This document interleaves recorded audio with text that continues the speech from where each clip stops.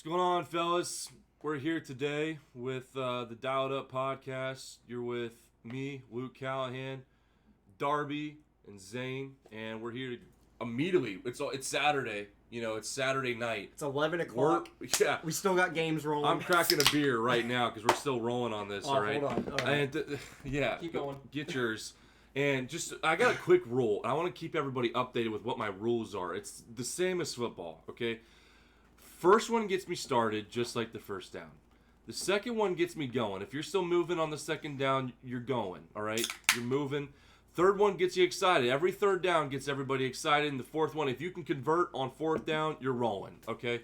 If you're on your fourth beer, I'm on my 10th, I think, at Yeah, this we're at point. like 10 or 11, something like that. We're fucking rolling, okay? So we decided we're going to go ahead and record on Saturday night rather than wait till fucking Sunday. So that's why we're here right now, and we're getting after it today. So starting off, you know, we're going to do our weekend recap because we're already into it. We're jacked about all these games that just occurred today. And, you know, moving forward, we're going to go ahead and, you know, hit some other things later on, but we just want to make sure we indulge on this recap. So going first, you know, Zane, what game do we got first? So first we got North Carolina, Boston College. Solid So this was a hell of a game. I mean, only a 4-point difference. Honestly, I think, I know Darby's going to disagree with me on this, but I think Boston College is a lot better than people are giving them credit for. I think North Carolina is still a very good team. I would like to see some more consistency and accuracy from Hal. But overall, I mean, you have to admit, Michael Carter carried the Tar Heels today with 121 yards. And then, of course, Boston College was right there with them every step of the way, man. Well, and I wouldn't say I completely disagree with you. I would say Boston College is a lot better than I personally thought they would be, and a lot of people thought. I just feel like this North Carolina team is underwhelming. Overhyped. Very overhyped. Very overhyped. I feel like, I mean, even if Boston College goes past the expectations that were set before the season, North Carolina should have blown this team out, because North Carolina is that team that everyone says was that one that would challenge and get into the ACC championship. You know what I mean? So it's not when I say that I feel like North Carolina is overhyped instead of more so than Boston College over exceeding. That doesn't necessarily mean that I think Boston College isn't exceeding expectations. I really think they are, and they're playing a lot better. Jeff Hafley has them humming, and they look like a solid team. But I just feel like North Carolina is just overhyped, man. I mean, Sam Howell doesn't seem like a game changer. Well, I mean, and from my standpoint, too, I'm looking at this as Boston College obviously wowed a lot of people, but damn did they play with just like a completely... There was a lot of heart in that game. A lot They of played heart. physical, dude. They were really getting at it. It's not even so much that. Like, you see these second-level efforts that are being consistent throughout the game all the way through the fourth quarter. And you see guys just battling, scratching, clawing for every single thing that they get, whether they're on offense for yards or they're on defense.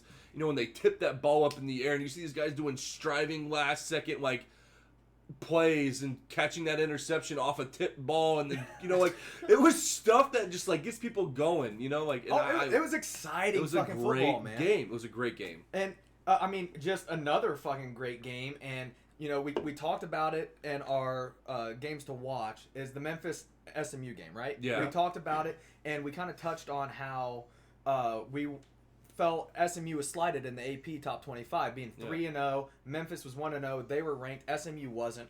And when we did our picks, I kind of contradicted myself. I came out and said I thought that SMU would have an advantage because of the 3 games and having that experience at game speed, yet I still took Memphis, and that turned out to be the wrong decision.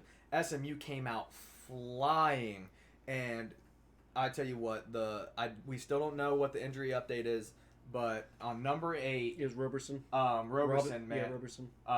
That boy was phenomenal, and we're going to talk on him a little bit later. He had some big-time plays.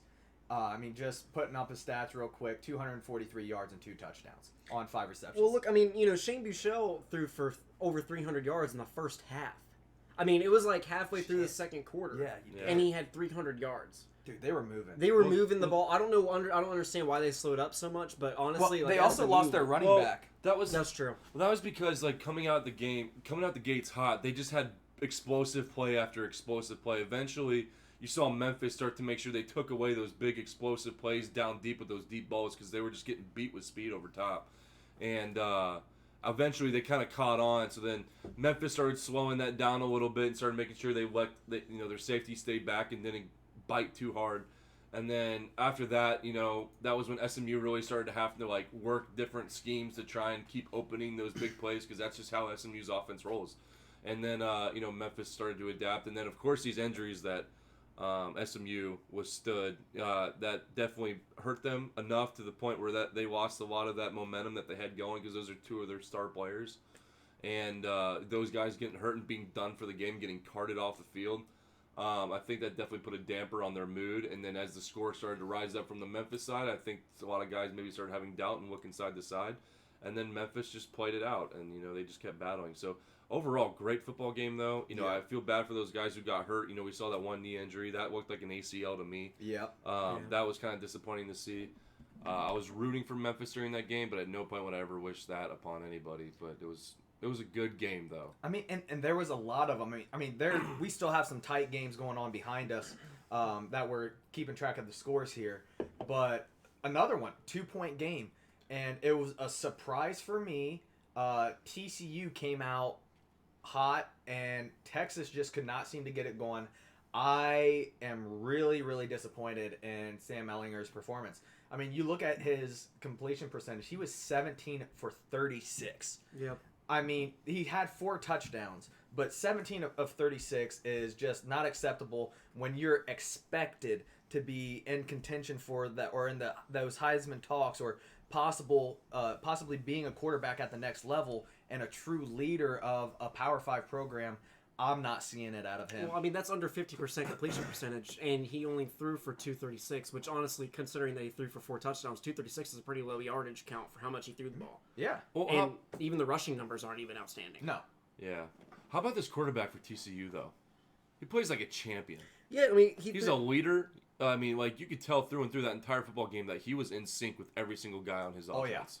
Yeah. And it was absolutely inspiring to watch that. Oh, and I think their running backs really tore up Texas. One running back counted for 2 touchdowns. They had another count for the other touchdown.